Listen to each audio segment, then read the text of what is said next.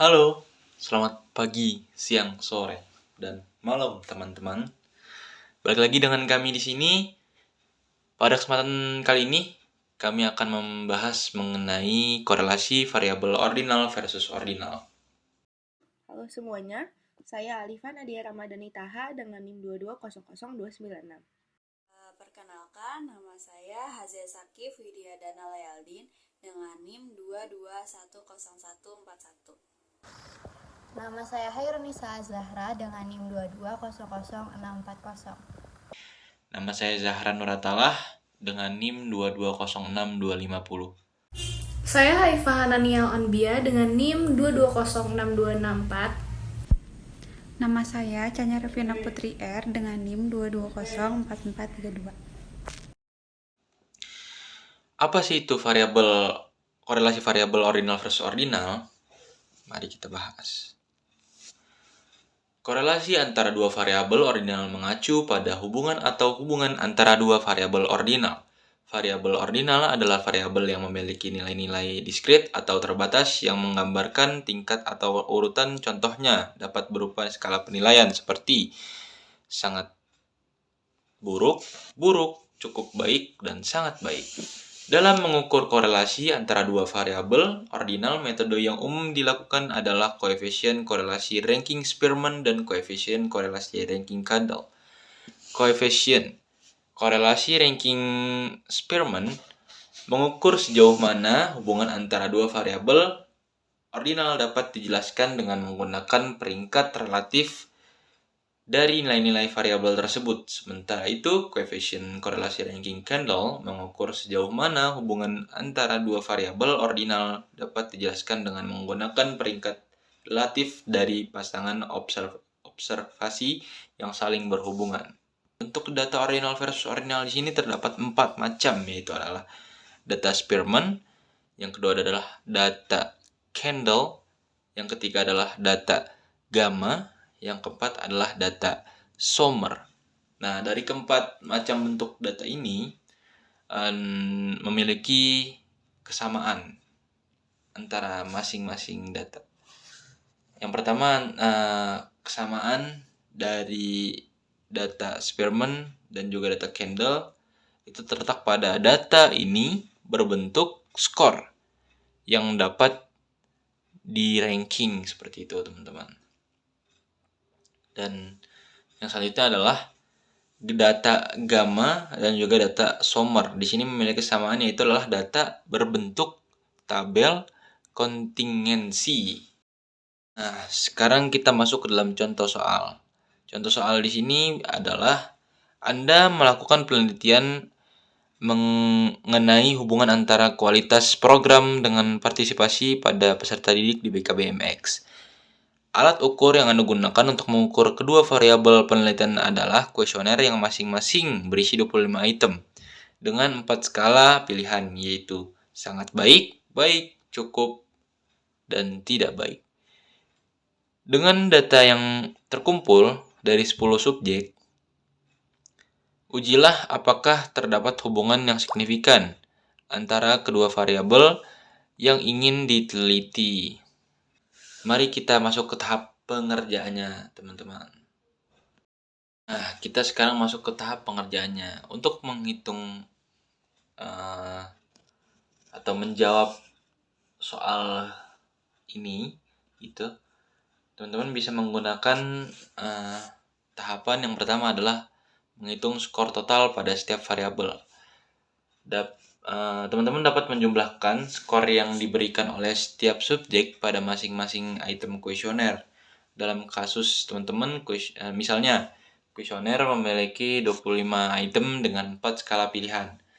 Misalnya lagi nih, jika skala pilihan teman-teman adalah sangat baik bernilai 4, baik bernilai 3, cukup bernilai 2, dan tidak baik bernilai 1, berikut adalah langkah-langkah untuk menghitung skor total.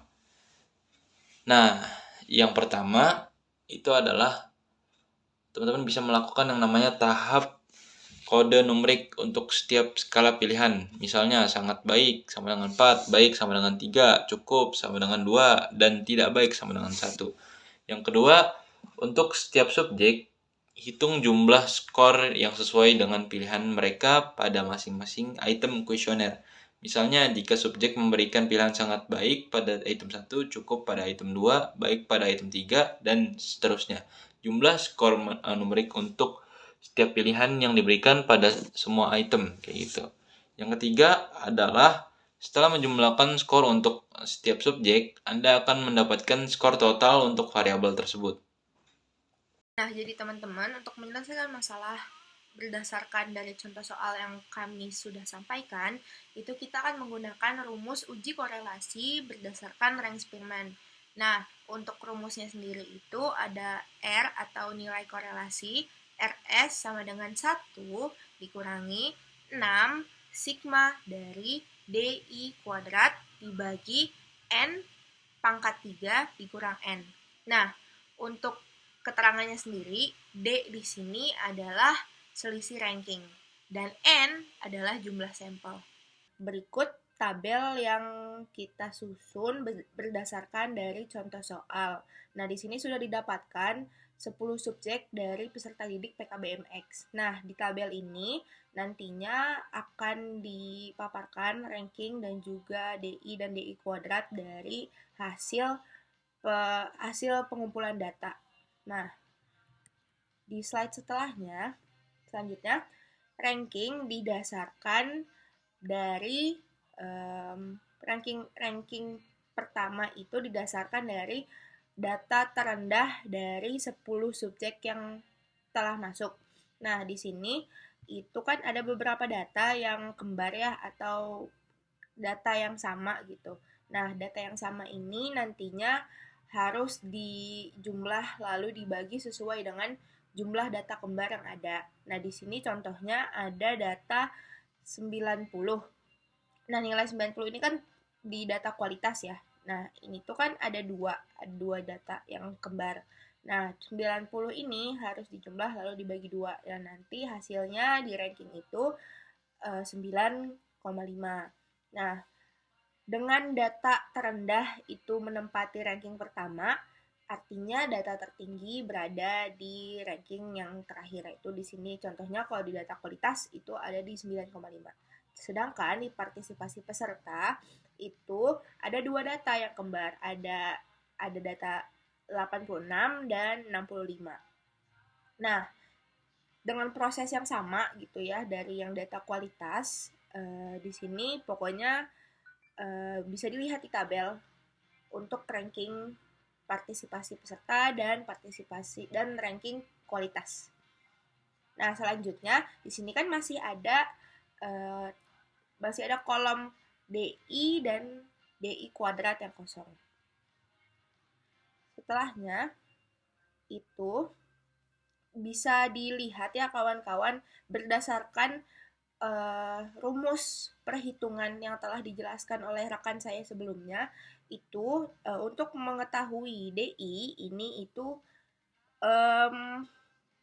mengurangi data yang satu dengan data yang dua. Artinya di sini data satu yaitu kualitas dan data dua yaitu partisipasi peserta. Sebenarnya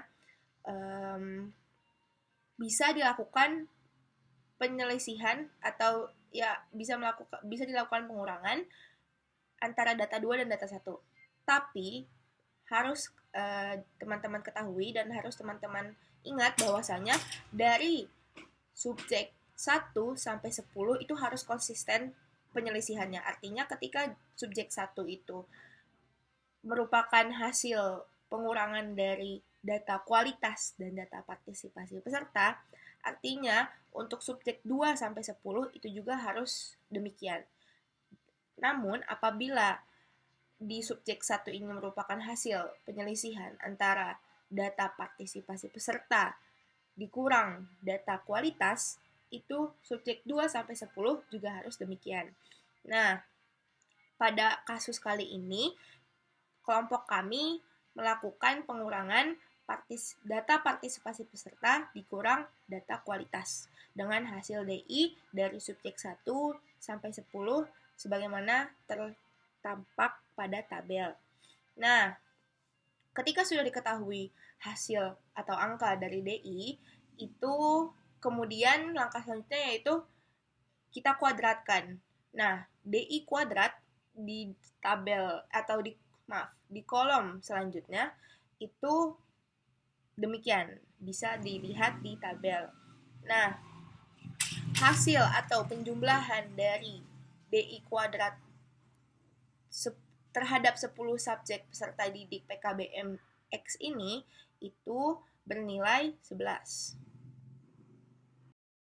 Nah, selanjutnya itu kita masukkan rumus yang telah teman saya tadi itu ya, uji korelasi rank Spearman itu dengan nilai korelasi X sama dengan 1 min 6 sigma dari DI kuadrat dibagi N pangkat 3 dikurang N.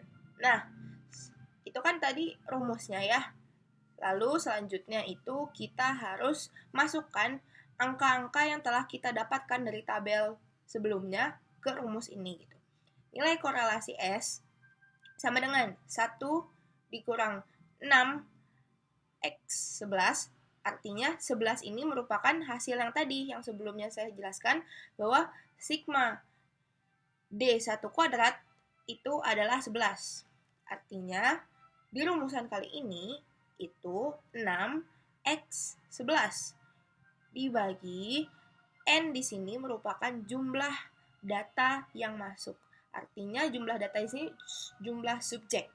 Subjek yang kita ambil dari contoh soal itu ada 10 peserta didik dari PKBMX. Artinya di sini 10 pangkat 3 dikurang 10.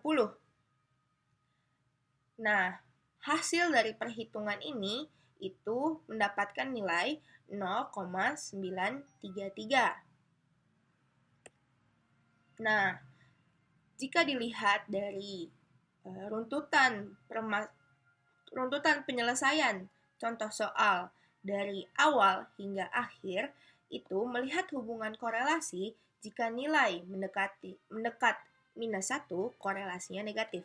Jika nilai mendekat 0, korelasi linearnya tidak ada. Jika nilai mendekat 1, korelasinya positif. Dilihat dari tabel yang kita sudah sampaikan di PowerPoint ini, itu masing-masing nilai itu memiliki kekuatan korelasinya. Di sini bisa dilihat ada sangat lemah, sedang, kuat, dan sangat kuat. Ini tabel ini adalah menurut Khotib A. Latif.